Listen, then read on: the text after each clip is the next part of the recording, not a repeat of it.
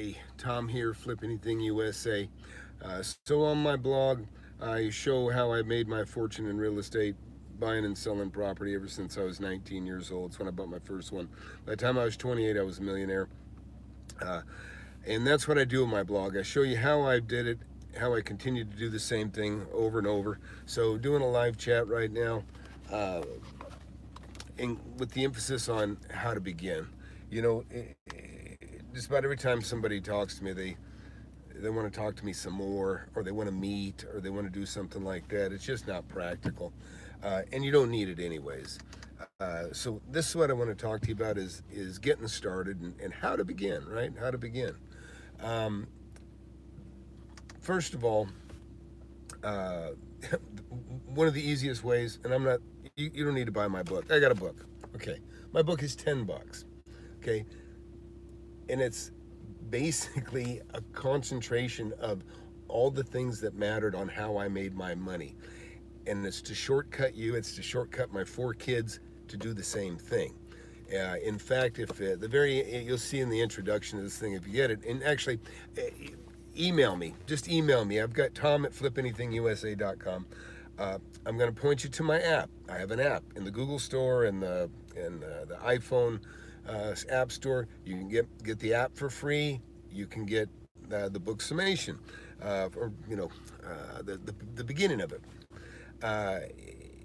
because it really leads you to the point the quickest and easiest way. So let's talk about property.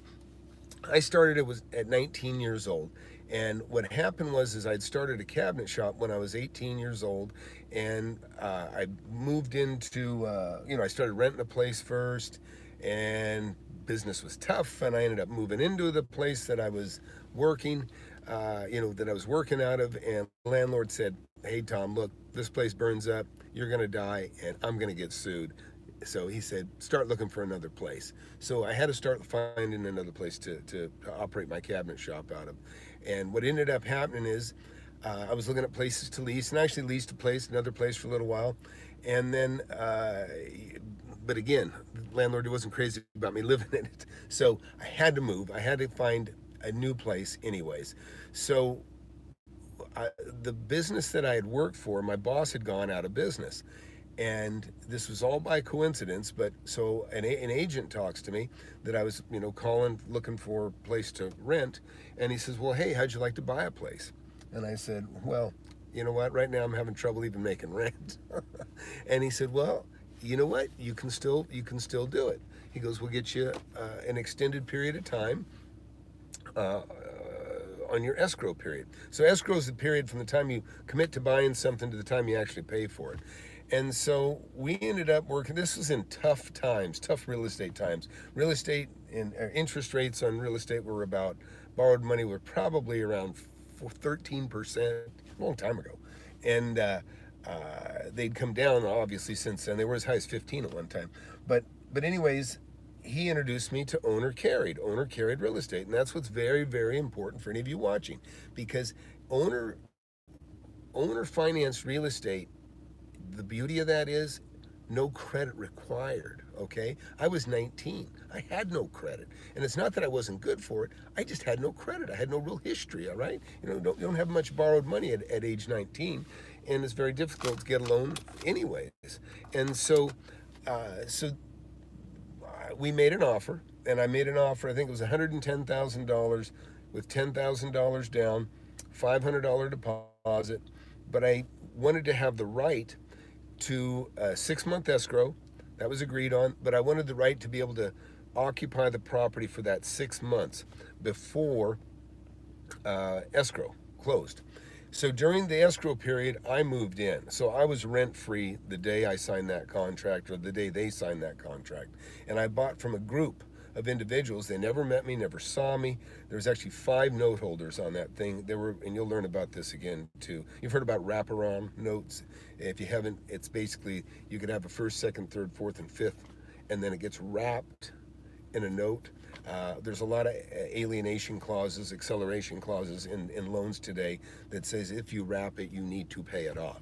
Well, this didn't have that in it originally, but they also call that an AITD. That means all-inclusive trust deed. That's a wrap. All-inclusive trust deed. So anyways, I bought this with an all-inclusive trust deed. They carried a note.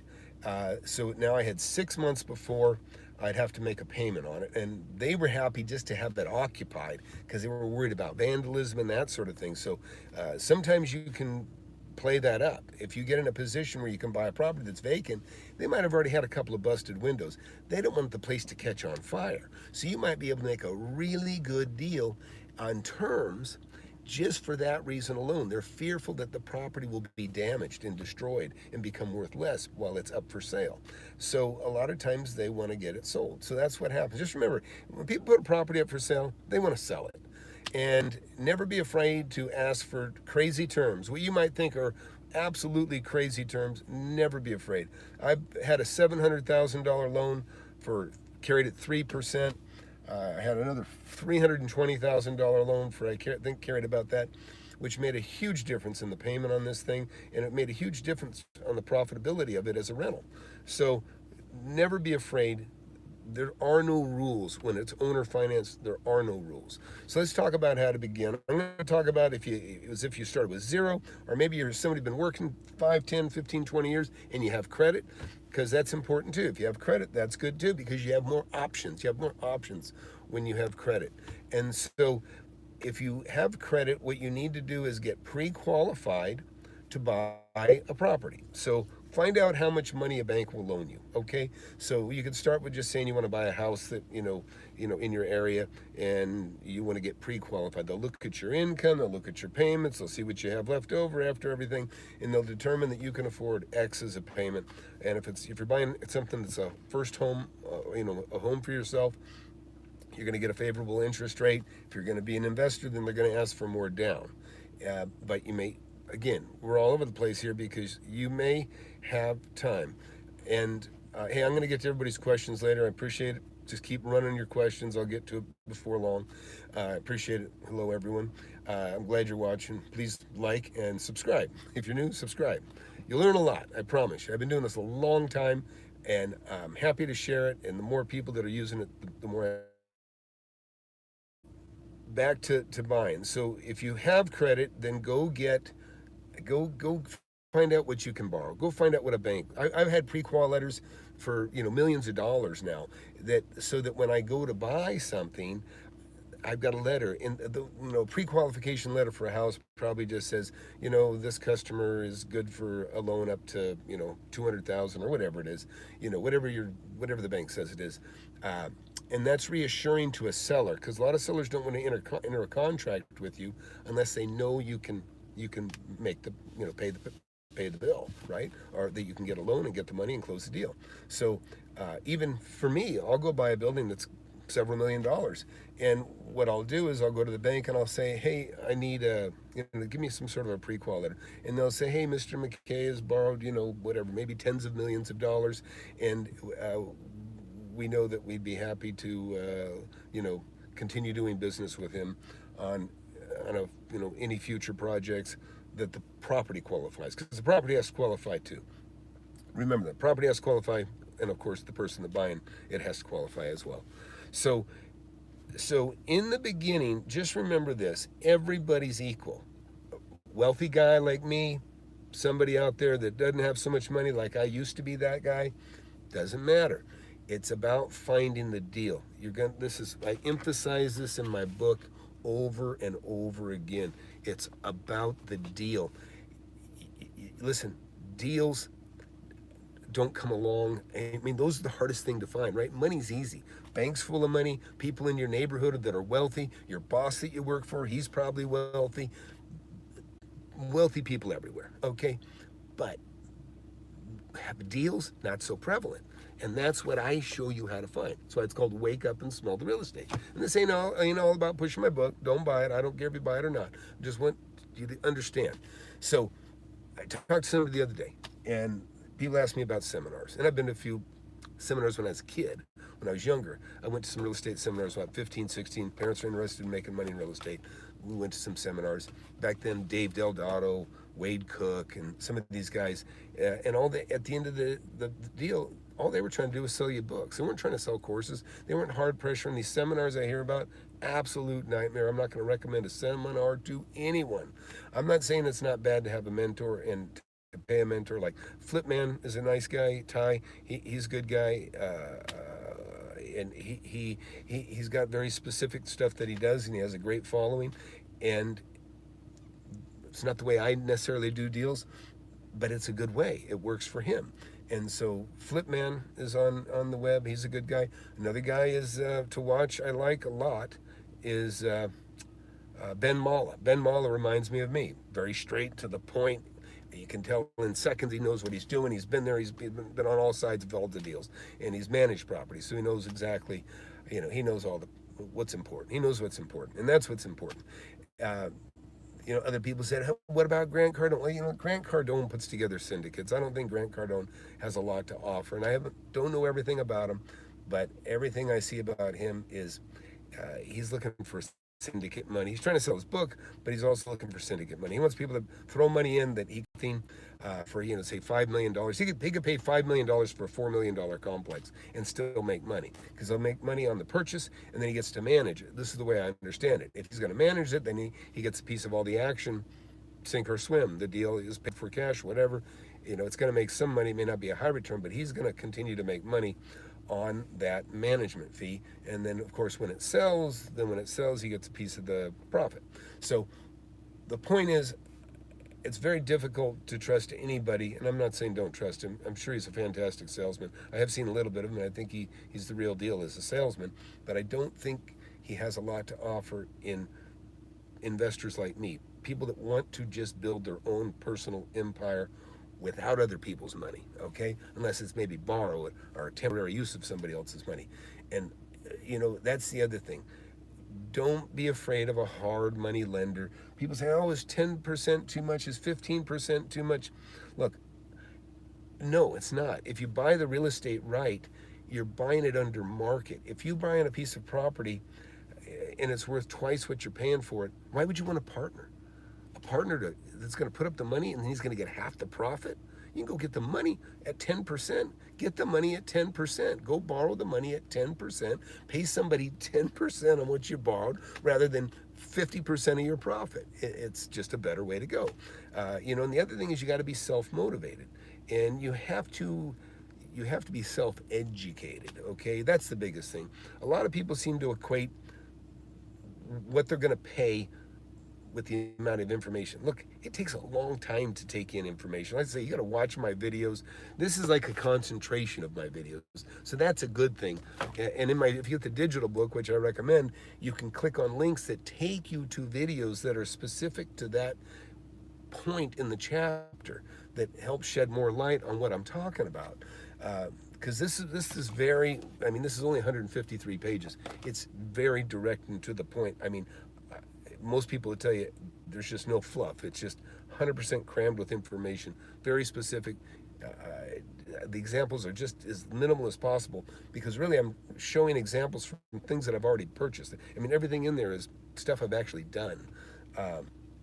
So what I want to say is, to get started, so what we said, the deal is number one. If you have credit, go get a proof of financing, or it's kind of like a letter of recommendation from the bank saying that they will loan you money.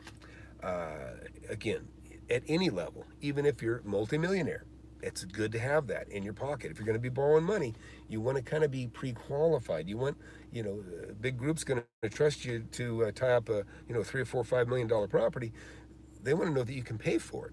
And sometimes it's funny, because sometimes I'm competing against a group, right? And they go, oh no, Tom, this group, they recommend, they're representing Eckerd, or they're representing Walgreens, and I say, you know what? I don't care. That means they have to have a meeting to make a decision.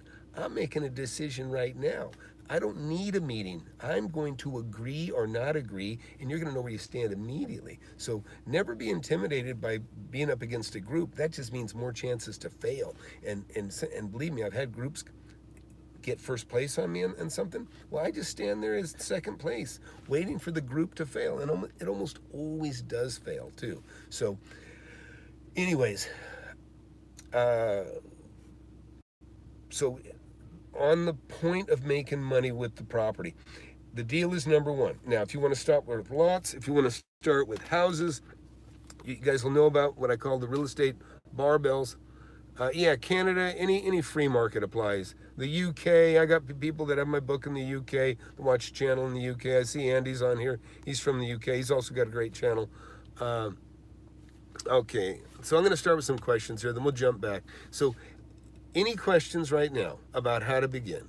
Just fire away, and let's try to get to them, okay? All right, I see some familiar names. Hey, Tom, your book is great. I like the owner finance section. I've been doing direct mail for a short time, and I'm interested in the owner finance for land flips, as I've spent all my cash in deals. Well, that's what happens. You run out of money. And then you gotta get the money somewhere, right? Owner financing's great, and I have some of that. And again, it's probably fairly short, but owner financing is very simple. The owner is going to carry the note. So in other words, it's like an IOU. They're going to hold the deed until you pay them off. And so it's no different than buying a car and having a note from a bank. It's the same. It's really the same. I make that analogy all the time. Buying a car is really no different than buying a house. Instead of going to the Department of Motor Vehicles, you're just going to go to a title company. The title company is going to say, okay, here's your money, and here's your title, and here's your, note secured by the first trust deed. And that's what it is, secured by first trust deed. Oh, okay, look, Andy here, he bought both the digital and hard copy of the book, and he recommends it. That's nice. Thanks, Andy. Do the sample principles apply in Canada? Yeah, it really, Maxine, or Maxima, I can't quite read your name, it's the same everywhere. Listen, it's math. If it's worth 5, only pay 3 for it, right? That's it. It's simple. It's very, very simple. You're going to sell it for more. So what is the best way to find commercial deals? Okay. Commercial deals, it's same thing, So look, the first property I ever bought was a commercial deal. I bought a 6,000 square foot, actually / industrial and commercial building. Plus I got the lot across the street with it. And again, I was looking for a place to rent, and I found this place. Just as easily I can be looking for a place to buy. So it's the same thing. For one thing, start looking at properties that are for sale. Okay, that'll give you an idea what things are worth. This is very important. You have to get your knowledge base. People think sometimes by talking to me, it's going to just set them on the path. It's not that. You got to do some work. You have to understand the values in your area. Like, I know what the houses are worth over there. I know what they're worth over here. I know roughly the sizes of these things.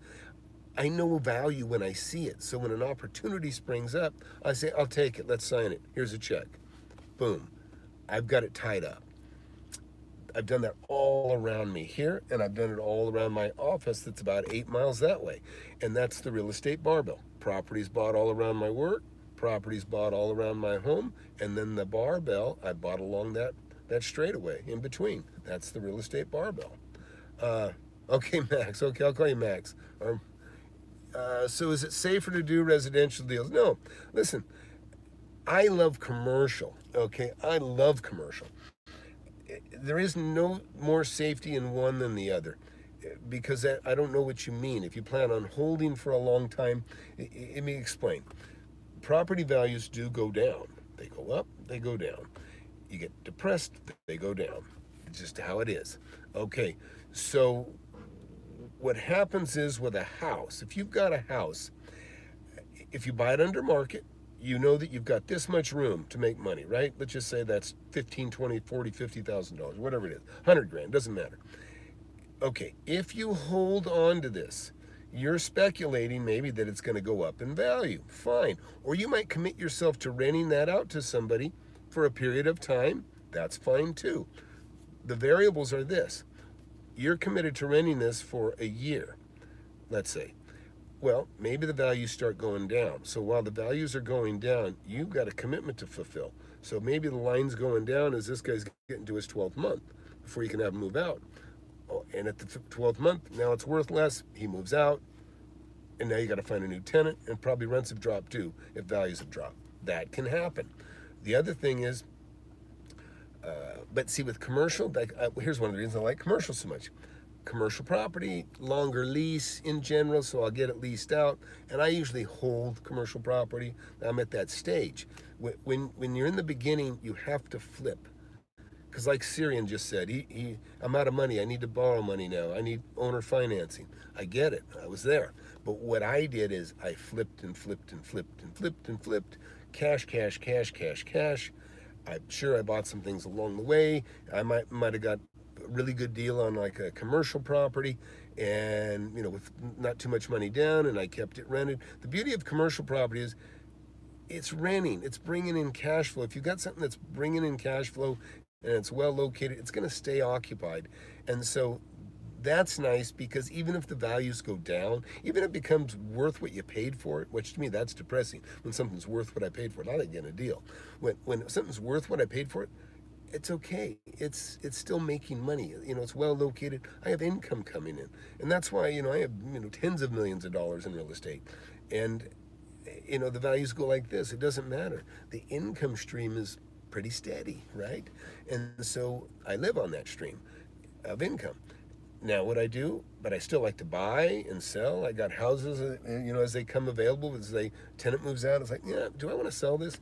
Do I want, there's might be $500,000 sitting here. $500,000, and I'm only getting, $2,500 a month. Not a very good deal for me anymore. Now, when I bought it for $250 or $200 or $100 or whatever, getting up to $2,500 a month is pretty good on that $100,000 house I bought. But now I'm getting $2,500 on a $500,000 home. Not such a good deal. Time to sell, get that $500,000, and go buy two more a little bit further out of town, but still get a deal. And so it's very important you make your profit on the purchase, because you make your profit on the purchase, you can bail, you can flip. Market starts going, you can sell it quick, and it doesn't matter where you buy. So somebody just asked, it doesn't matter. It's the same everywhere. It could be Canada, UK, Los Angeles, Texas, anywhere. It's all the same. Real estate is real estate. Deals are deals. Even in a depressed market, there's deals relative to the market. That's what you're at. You want a very, very, very good deal relative to the market that you're in and that you're buying. And that means if it's, whatever, something could be worth $500,000 3 years ago. Today it's worth $200,000. So your $200,000, you need to buy it for $150. So that, so you can flip it and make 50 grand. That's it's relative to the market. So whether it be houses, land. Now, let's talk about pros and cons of land. I love land. I do. I love buying it. I bought, I don't know, maybe 100 lots in Los Angeles area where you're talking about. I bought probably 100 there. There, I go into an area, I concentrate, I understand what values are. I buy it, I sell it, I get enough money to pay off the first because I got it owner finance. Now I'm carrying a second for $100, and maybe I'm carrying a second for $200, and then pretty soon I got $10,000 a month coming in from these various notes that I'm carrying. And I got LA County. It was LA County, out in Pear Blossom, out in the kind of the boondocks to people in Los Angeles. I bought 70 acres. Bought it for $140,000. You had $2,000. Sold it for $520,000.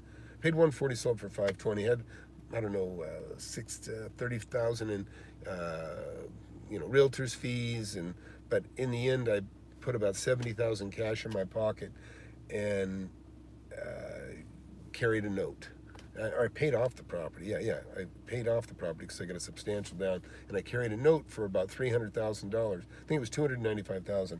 But now I had $2,450 a month coming in just from one note, from one transaction. This took me just a couple of months to sell, and really I did that with $35,000. $35,000 because I put 25% down on a $140,000 note, purchase.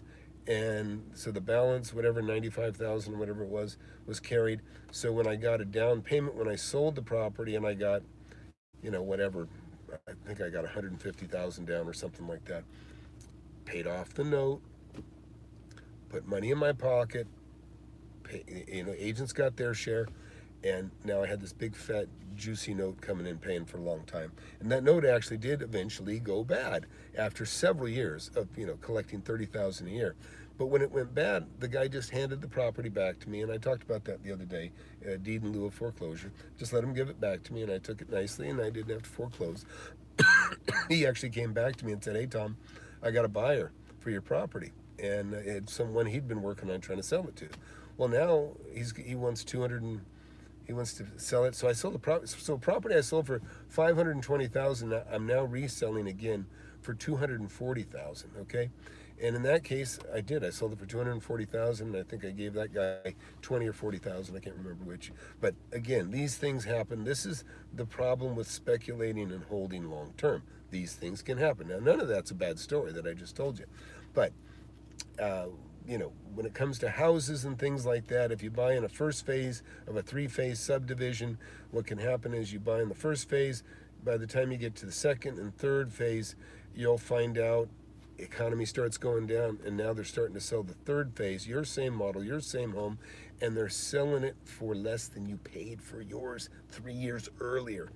Nightmare, right? Hey, I appreciate the kind comments. Please thumbs up, hit that thing and get on my notifications. The more participation, the better. I haven't been pushing hard for people to join, but I've kind of been wasting a lot of videos. There's a lot of great videos. I think I got 360 videos I've done. It's crazy how many videos I've done. But I've never asked people to subscribe, and I don't start off with talking about my experience, and so I've kind of blown it on some of the videos and getting people hooked to watch a little bit. But anyways, I appreciate you watching now. So look, people go in to these seminars, these free seminars. They're not free. They're not free, folks. You're just baited to come in so that they can try to hard sell you on a $10,000 or $20,000 or $30,000 program, saying, "Oh, we got all of our resources, and you find us a deal, and we'll be your partner." Shit, you don't need to pay $30,000 for somebody to be your partner on a deal that you find. That's stupid. Okay, that's just stupid. Okay, so that's why I say, spend $10 or $20 on the paper cover, the paperback, or $10 on the digital. I mean, this is how I've made millions. Okay, this will be worth more than any seminar you'll ever go to, more than any free seminar, more than anything. It's going to be worth. You're going to get trapped into these seminars, and I hear it all the time. I get emails from people saying how they've been screwed, and all I can say is, look, you got to do it differently. There's all kinds of free information on the web, but there is no just downloading information into your brain. It doesn't work that way. You still have to do the work. I can tell you right now, great information here, right? But not if you don't misapply it, if you don't use it. I mean, you still have to know what properties are worth in your neighborhood. It doesn't matter. You can look at houses. You could be in $1 million homes that you can't even afford. Okay, Track Runner, what area of Los Angeles or outside of this would be a great place to start for the first time? You can't afford 120,000. Okay, I just told you. So if you did just got here, that's cool, Track Runner. It doesn't matter if you can't afford it. You can look at properties you can't afford. That's okay. Okay, you just have to know what value is. Look, believe me, there's all kinds of people that look at properties far beyond what they can buy, and they buy with partners. They get partners together. That's fine. Or they get financing together. So I'm going to go back to a story I've told many times before. This is very quick. This is very important to you guys that want to make money, that are tight, don't have money, or gals that don't have money. Okay? I told you right now, you can go look at properties that are worth more than you can afford. Just know what they're worth. You can't afford these $120,000 lots? That's fine. Keep looking at everything that's worth, but when you know that something's worth 120, that's valuable information. You know that property's worth 120. Guess what? Most people don't know. You know it's worth 120. Now you can contact people around there, or when you see a property come up, or contact people direct and say, "Hey, how much do you want for that property?" Well, the last time they checked, they might have thought 80 was a fine amount, or 70 was a fine amount of money. And they say, hey, I'll take 70. And you say, okay, hey, can you finance it or whatever you want to do? Just get it signed, get the deal signed. So now you can buy that $120,000 lot for $70,000. Okay, so now you got a contract that says you can buy a $120,000 lot for $70,000. That's $50,000 you have in your hands, okay? Now you need to go find the money, right? So let's talk about how you do that. Well, in that neighborhood, you know that people have bought lots because that's how you gauge the value of what you saw sell. Go to one of those people that bought one of those lots. Say, hey, do you want to buy another one? I got one here. I'm buying it for 70. It's worth 120. And if they don't already come up with the idea, you can say, how about you give me 20 grand and you can buy it for 90 and save $30,000 on this lot, okay? I mean, you can push it a little further depending on how much time you've got. If you got a 70-day escrow, you can play around with it a little bit. But if you only got a 30-day escrow, you better just take the money. You know, a friend of mine, Henry Booker, very, very successful real estate man out in Los Angeles, if he's still alive. I haven't seen him in a while. He'd be in his 80s. He would tell me, Tommy, he goes, you can never get hurt taking a profit. Okay, and let's talk about Los Angeles again for a second. So Los Angeles was devastated with earthquakes over 30 years ago. I mean, when I say devastated, this is what would happen. Earthquake, chimney crumbles, falls on the house, damages the house pretty severely. That happened.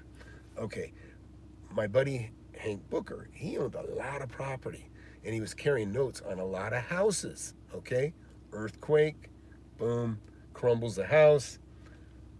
People didn't have it insured or whatever. It wasn't covered. There was no earthquake insurance.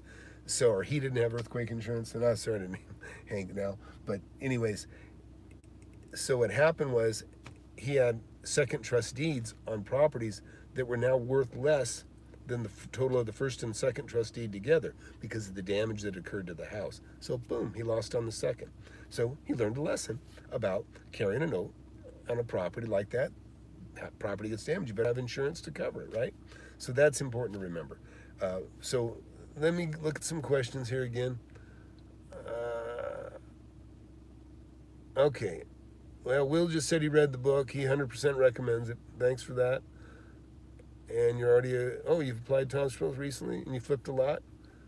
That's awesome, man. There's 15,000. I appreciate the, Will, let's get you on the show. We'll do a chat. I got a couple people I've been saying I'd have on here to discuss their successes. That'd be great. Okay, so like I said, track runner doesn't matter. You can buy next door. You can buy 10 miles away. You want to go somewhere where you visit a lot, so you can keep an eye on the area. So you know. I mean, it's just easiest thing to do. Look up real estate barbells. Watch that video. Okay, write that down, folks. Real estate barbells, and you'll find it in my. That's a phrase I coined. I don't think anybody else uses it, but. Go in and look at that and you'll understand better what I'm talking about. Look around the area you work, look around the area you live, the areas you are frequenting the most. Okay, what is your experience working with realtors? Are they a valuable source to find deals or more of a hindrance? Kevin, they're both. But in general, and I got a chapter in here on realtors. I call it the 80-20 rule. About 20% of the realtors sell 80% of the real estate, right? And the other 80% sell maybe 20. Some people would argue and say it's really a 90-10 rule, and I can't argue that either. I'm doing a scientific study. I can just tell you that a lot of realtors aren't active and aren't very good. And so what's important is network with realtors. Don't marry yourself to one. I say marry, they try to get you to do an exclusive, I'll be your exclusive representative. And what they're really doing is they're tying your hands. They're saying, yeah, I'm going to look for property for you and I'm going to show it to you, and if you buy it, I'm going to get a commission. Well, duh, right? But in the finer print, you'll see where it says, and if you find a property you want to buy, you're going to tell the person that's selling it that you work exclusively through me, and I'm going to get a piece of your action. It's ridiculous. It's ridiculous. I tell all agents, and I got a guy, he's nice guy, but I'm never going to sign that damn thing. Anyways, I just tell him, look, you bring me a deal, I'll buy it from you. That simple. If you bring me something I've already seen from somebody else, then I can't do anything. Maybe we can still do something, but but that's what I'm talking about. Uh, yeah. Oh God, Track Runner. My thoughts on auctions for lots. Now, are you the one that wrote me the other day about the disasters you got yourself into? I had a guy write me the other day, and he told me about like 20 something lots through auctions. And yeah, hey man, thanks, Kevin. I appreciate that. Uh, and please, you know what, man? Help me get some more people on this. You guys can, network through other people you look at or watch on, YouTube. Drop the Tom's name. Drop my Flip Anything channel. I'm trying to get more subscribers. I'm actually making an effort to try to get there now. So yeah. So hey, Kevin, like Andy said, and if you get the digital book, there'll be links that'll take you to relevant videos. I like having a book. Andy bought both, but you spend $30, you can have both. But I don't care. But it is nice to be able to click over and go to a video. The other thing is I don't know. Somebody said that some of these books you can have them.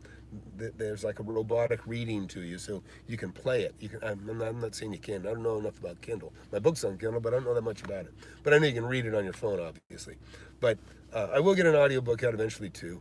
But again, right now, that was not okay. Good. Okay, Track Runner. Okay, well, so this guy wrote me, and a lot of times when properties go to auction, there's a redemption period for the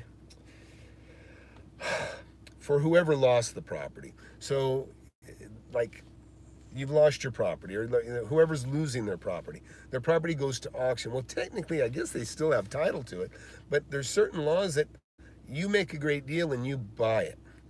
And then what happens is they've got 90 days to give you the title. And I think part of that ties in with them having a redemption period to come back and get their property and buy it out of the auction that it's already been sold in. There are different rules everywhere on these kinds of things. But quite frankly, I don't like auctions. Auctions are filled with people that are users. Users are your enemy. You're buying property to make money on. Somebody that's buying it as a user, they're going to pay full price for it. They might live next door to it. They want the lot next to their house. They're going to pay full price for it.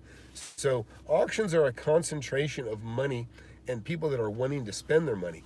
So there's not much room for you. Now, don't get me wrong. I'm going to make several $1 million on a property that I bought at auction. Different. It was a silent auction where there was only 4 or 5 people bidding on it, and they were just taking the best offer. That's a little different than the other land auctions are a little bit faster paced, and there's a lot of property, a lot of reason to be there for a lot of people. Not so good. So, quite frankly, I think auctions are a waste of time. Land property auctions, and I've yet to see anybody that's made any money. I mean, silent auction, I'm not even going to categorize in the same field as what you're talking about. But the silent auction I'm describing, that's more like a house being sold or a building being sold the traditional way, but they're saying, hey, we'll take your bids quietly. Yeah, Kevin. Yeah. Well, it doesn't matter where you're at. There's deals everywhere. I mean, I don't really want to, I've got properties in Texas, but again, it doesn't matter where you're at. You can make money anywhere. So, any other questions? Let's see. Have you ever had anyone try and pull out from a signed contract? That's a good question, Andy. I got to think about that one. Well,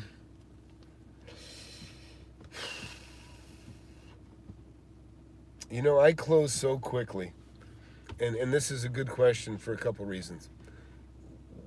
When you go to buy something, you get your escrow period, make it 90 days or whatever you can make it, but make it 90 days or less. In other words, have the right to close early, because if you buy it like I do, you're going to be getting such a good deal that you want to close it as fast as you possibly can so that the seller doesn't have any regrets. You follow me? But in general, I would say, Andy, I'm sure people have regretted selling properties under market that I bought, but I can't say I've had anybody try to renege on a contract that they made with me. But in part, that's because I don't waste any time closing the deal. Um, so, yeah. So I would say I can't remember. Okay, I'm old enough now. I probably could have forgotten something, but I can't say that I've had anybody where I've had there's a tool called a list pendens, where you force somebody to follow their contract. Okay, and it seems like I have gotten in a bind once, but I can't remember the details, so I can't really say that I remember. But I'm familiar with the list pendens. List pendens is, and I don't know what that means exactly, but what I can tell you what it means in general, and that is forcing somebody to do what they're contractually obligated to do. So that happens, and that's a tool. Hopefully you don't need it, but that's a tool if somebody does try to back out of their contract. And of course, somebody can force if you're not careful, you're right. Somebody can force you to buy. So when you go to make your agreement to buy something, it's good to have a way out, right? It's good to have a way out, and sometimes that is, I always write. I can just tell you some general things. This property, I write no contingencies other than property has, or buyer has the right to approve the title and the property conditions within the description. That means looking for easements and that sort of thing. And the first thing I do, I get a title report, I read it and make sure it's okay. But it's nice to be able to get out and go, you know what? I don't like the way that title report looks. And maybe, I don't go into deals with the intentions of backing out. I've backed out of very, very few deals that I've been in. And the ones that I backed out of, I've regretted that I didn't close them. Life happens, things get, I'm somebody that I've been, I keep all my money invested. I sometimes I have cash, big chunks when I sell something, but even then it's usually tied up again because I have it in a 1031 where it's going to be deferred into another investment. So in general, I live on my income, but every time, every few months goes by, I usually take whatever cash I got and I go buy another building or buy another house or buy a lot or whatever I'm interested in at the time. And like I told you, you know, um, it's funny because there's a term I use that it took them off, that they reminded me of it, and that was called being $5,000 to death. $5,000 to death. I'm going to make a video on that. But basically, that's like, midsummer. I have hundreds of air conditioners in all these rentals that I have, and it seems like I was just boom. Every building had multiple ACs going out every week, and it's like $5,000, $5,000, $5,000, and different problems, but every problem was a $5,000 problem. So I was calling it $5,000. I said I keep getting $5,000 to death, and it's something they couldn't relate to, but they laughed, but that's what I was talking about. But it's relative to the portfolio I have, it's not a big deal. So don't let me scare you with anything that I tell you about this stuff.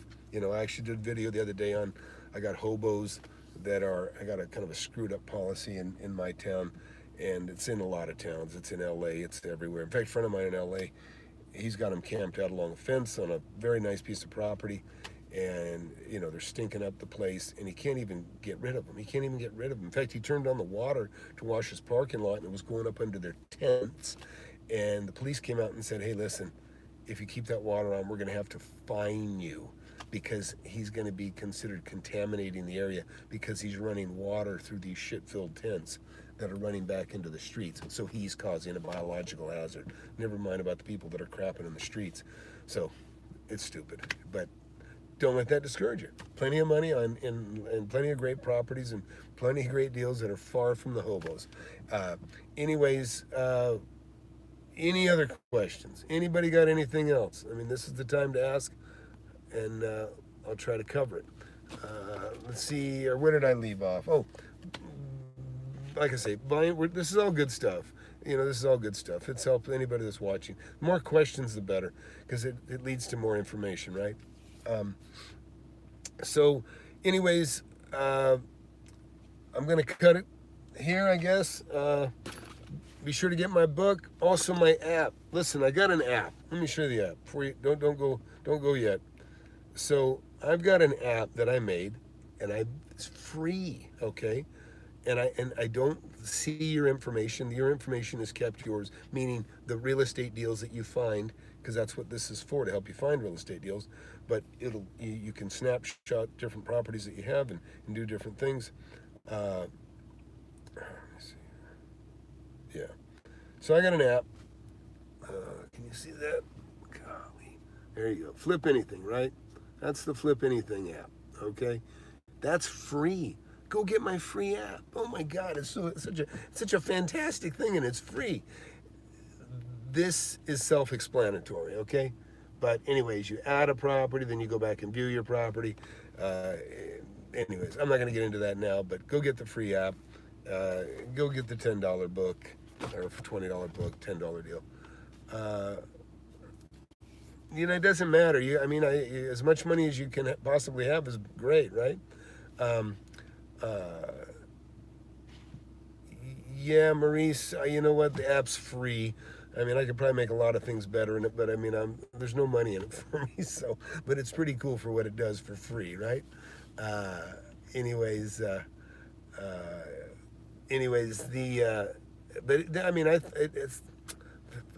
it does is it GPSs. You got a thing you can go in, you can GPS, and you can kind of remember, but it's the limitation of the services that are out there. Okay, so Tom, how much money do you recommend someone have in cash? Dude, it doesn't matter. If you don't have anything, it doesn't matter, right? If you don't have anything, you can anything's a deal, right? If you can figure out a way to buy it without having any money, then fantastic. But it doesn't matter. You're looking for a deal. Listen, if I can make a deal on something that's a $20,000 purchase, I'll do it. And I'll also do a $2, $3, $4, $5 million purchase. If I can do it and make it happen, I'll do it. I like deals. I like deals on everything. Cars. I like deals on anything. So, college. Okay, just college trying to get more money. Financial aid doesn't cut it. Yeah, I get it. So look, listen. Okay, remember this. You don't need money. You need a deal. You can look at properties that are, you could be a millionaire and look at stuff that's worth 10 million. You could be, somebody that just has a decent job, and maybe you look at anything that's out of your range. It's okay. It's okay. And that's why I say flip anything too. It doesn't even have to be real estate. You can apply the same principles. So I'm going to leave you with this. I want to explain this to you real quick. John Brooks, great mentor of mine, not for real estate. He was just a good businessman, treated people right. He was a decent guy. And I tell you, I wish I could have gone to his funeral. When he died, I was told there was like 300 grown men, not a dry eye in the place, because he had helped so many guys, gave them work, helped them, how he could. I'm one of them, he did. And I wish I could have been there for his funeral, because he was such a good man. But when I approached John, like I said, I found a deal. I found a building after I had my other building. It was like 110,000, I think, or 120,000, and I thought it was worth 220,000. So who has money? Well, John does. So I called John. I said, "Hey, John, I got a great deal on a piece of property. I want you to come look at it." So he came and he looked at it. He goes, "Wow, Tommy." He called me Tommy. He said, "Tommy, that's a great deal." And he goes, and I said, "Well, let's buy it and we'll sell it and we'll split the money." And he goes, "Yeah, Tommy," he goes, "I don't want a partner." And I'm like, "Huh?" Like, what? That doesn't seem very nice. And he goes, "How about I give you $20,000 and I'll just buy it by myself?" And I went, "That's a great idea, John." And that's what we did. And so these are the things, that's why I say, I didn't have the money to buy it, Track Runner. I'm talking to you specifically. I did not have the money to buy it.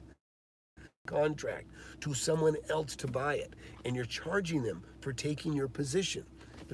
After that, it doesn't matter. I assigned a property to a guy. So this is interesting. I found a great deal on a property. I was going to buy it, and I was disappointed. And I thought, you know what? I ain't going to buy it. But it was still a good deal. So I called a guy that I knew. He's a realtor, actually. And I said, "Hey, Doug," I said, "Look, you can have this thing. I'm going to let it go, but, I'll let you take my position for 10 grand. He gave me $10,000. He took it. And then 6 months went by, and he came back by, and I said, and I was regretting it. I felt like, oh, damn it, I let it go too cheap. He's going to make a bunch of money. Ah, damn it, what did I do? And he came back one day, and I said, hey, how's that project going? What'd you do on that? And he said, oh, Tom, he goes, we're giving it back. We're not even going to buy it. I go, really? I go, and so I said, I'll give you 5 grand to take it back. So he'd already given me 10 to take my place. Now 6 months later, he's ready to just give it up and lose 10 grand. I go, I'll give you 5 grand and I'll take it back from you. So that's what we did. I gave him 5 grand back. I took over, I closed the deal, and that was for a $105,000 purchase, right? So I got it for 100 because I already made 5 off of Doug. I just sold that house about, I don't know, a year ago. I'm here, it was one of the videos in here, and I sold that house for $430,000. And the rent paid for everything. So I made $400,000 on that deal. Again, so Track Runner, don't be afraid to look at deals you can't afford. That's the case for most people that are young. You don't have any credit. That's where I was, 19, buying a building for $120,000. Owner finance, that's why. Low down payment, that's why. That's how I got long escrow period. That was enough time to save the down payment. Just not paying rent allowed me the time to create the down payment money, the deposit, and the down payment money. So, anyways, make sure I don't have anybody else. Do you have any videos on beginner deals? Man, this is the video for beginner deals. Just get this book. This video, I just spent 51 minutes talking about how to begin.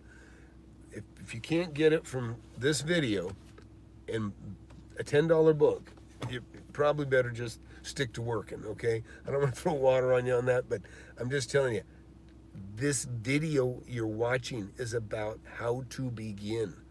I'm telling you, this is how to begin. Find property, find a deal, agree to buy it. As long as you're agreeing to buy it for less than it's worth, then you have power. You have room to make money, okay? That's it. That's it. And you have to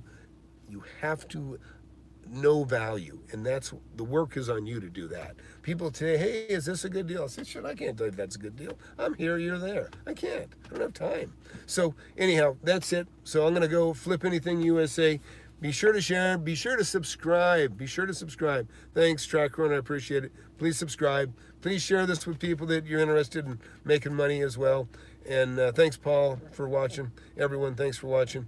Like I say, get the book. If you don't like it, you can send it back and get your money back, okay? It's Amazon. But really, take this thing, keep it. Mark up the chapters that mean the most to you, that you need to sink in deepest. Put markers in there. Get it in your head. You just need to find a deal. That's what matters. I got stuff in there for assigning contracts. This is a course. This is a course, okay? This is a course by itself. And it really is a course condensed into a book. So everything's in there to get going. Everything's in there to get started. Don't be swindled, okay? Don't go to these free seminars that are a way to swindle you out of more money. Don't do it. Or just don't fall for it. Go, but don't fall for it. Anyways, that's it. Have a great day. Thanks for watching.